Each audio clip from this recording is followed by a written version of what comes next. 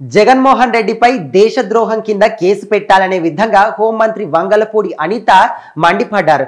మరి ఒక విధంగా చూసుకుంటే ప్రకాశం బ్యారేజీ విషయంలో అక్కడ ఏవైతే బోట్లు కొట్టుకొచ్చి అక్కడ పిల్లర్ని గుద్దాయో, సో ఆ విషయంలో చూసుకుంటే ముఖ్యంగా ఆ బోట్లని వైఎస్ఆర్సీపీకి సంబంధించిన వాళ్ళే పంపించారు అనే విధంగా చాలా మటుకు అనుమానాలు కలుగుతూ ఉన్నాయి. ఎందుకంటే దానికి తగ్గట్టుగానే అక్కడ ఆధారాలు కూడా కనిపిస్తున్నాయి. కాబట్టి ఏవైతే అక్కడికి బోట్లు కొట్టుకొచ్చాయో, సో అవి ముఖ్యంగా 30 మెట్రిక్ టన్నుల బరువునటువంటి బోట్లు, అవి కూడా 3. సో మరి ఆ 3 బోట్లు వచ్చి అక్కడ ప్రకాశం బ్యారేజ్ సంబంధించి అక్కడ డ్యామేజ్ జరిగినప్పటికీ ముఖ్యంగా ఆ బోట్లకు సంబంధించి వైసీపీకి సంబంధించిన రంగులే ఆ బోట్లకు కూడా ఉన్నాయి. సో మరి ఆ విధంగా ఇంకో విధంగా ఆలోచిస్తే ఏంటంటే ఇప్పటి వరకు కూడా బోట్లు మిస్ అయ్యాయి మావి అనే విధంగా ఎవ్వరు కూడా కంప్లైంట్ ఎక్కడ కూడా చేయలేదు. సో ఇలాంటి కొన్ని విషయాల గురించి ఆలోచిస్తే ఇవి ఖచ్చితంగా వైసీపీకి సంబంధించిన వాళ్ళు కావాలనే ఈ విధ్వంసం సృష్టించడానికి ఇలాంటివి చేశారు అనే అనుమానాలు కూడా ఎక్కువగా వినిపిస్తున్నాయి అనే విధంగా హోంమంత్రి వంగలపూడి అనిత మాత్రం చెప్పడం జరుగుతుంది. సో మరి ఒక విధంగా చూసుకుంటే ఇప్పుడు అక్కడ ప్రకాశం బ్యారేజ్ కి ఈ బోట్లు గుద్దుకోవడం వల్ల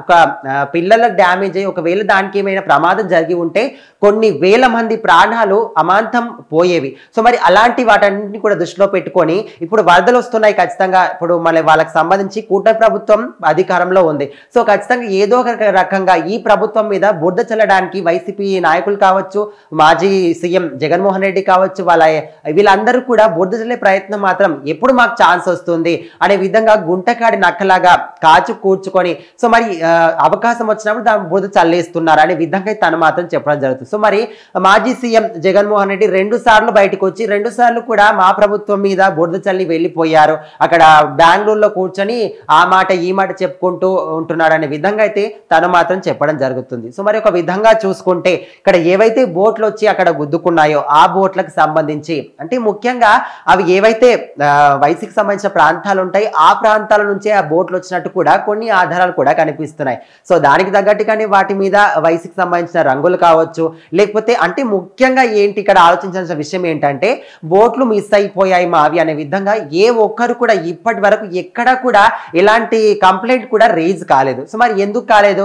సో ఖచ్చితంగా ఎవరు కావాలని పంపించారు కాబట్టి ఎవరు కూడా కేసు పెట్టలేరు అనే అనుమానాలు మాత్రం చాలా గట్టిగా వినిపిస్తున్నాయి. సో మరి ఏదేమైనప్పటికీ వంగలపూడి అనిత మాత్రం వైఎస్ జగన్మోహన్ రెడ్డి తను ఖచ్చితంగా ఇలాంటి విధ్వంసాలు సృష్టించడానికి ప్రయత్నాలు చేస్తున్నారు. ఒక విధంగా అక్కడ వరద చుట్టుముట్టినప్పుడు ఇంకా దాన్ని ఎలా అదుపు చేయాలి అంటే ప్రజలకు ఏ విధంగా సహాయం అందించాలి ఇలాంటివన్నీ కూడా చేయకుండా ఆయన మాత్రం ఇటు ఏదైతే ప్రభుత్వం అధికారంలో ఉందో ఆ ప్రభుత్వం మీద బురద చల్లడానికి ప్రయత్నం కానీ ఈ ఏదైతే విధ్వంసం జరుగుతుందో దాన్ని ఇంకా ఎక్కువగా డబుల్ విధ్వంసం సృష్టించడానికి మాత్రం వైసీపీ ప్రభుత్వం కానీ లేకపోతే జగన్మోహన్ రెడ్డి ముఖ్యంగా ఇలాంటి వాటి మీద దృష్టి పెడుతున్నాడు అనే విధంగా మాత్రం తను చెప్పడం జరుగుతుంది. సో మరి ఏవైనా ఇప్పుడు ప్రతిపక్ష హోదా లేకున్నటువంటి పరిస్థితిలో ఉన్నప్పటికీ కూడా ఇప్పుడు ప్రతిపక్ష హోదా కాలం కొట్లాడుతున్నప్పటికీ నువ్వు ఏ విధంగా అంటే ఇప్పుడు ఎవరైతే కష్టాల్లో ప్రజలు ఉన్నారో వాళ్ళ దగ్గరికి వెళ్ళి వాళ్ళతో మాట్లాడి వాళ్ళకి ఏం కావాలి, ప్రభుత్వం తరఫు నుంచి ఏం కావాలి ఇలాంటివన్నీ కూడా చెయ్యాలి. కానీ ఖచ్చితంగా నువ్వు అసలు అక్కడికి వెళ్ళినా కూడా ఎక్కడికి వెళ్ళినా నువ్వు ఇక్కడ ఇంట్లో కూర్చున్నా బెంగళూరుకి వెళ్ళినా వాళ్ళ దగ్గరికి వెళ్ళి మాట్లాడినా ఎక్కడ ఉన్నా కూడా ఒకటే లక్ష్యం మీకు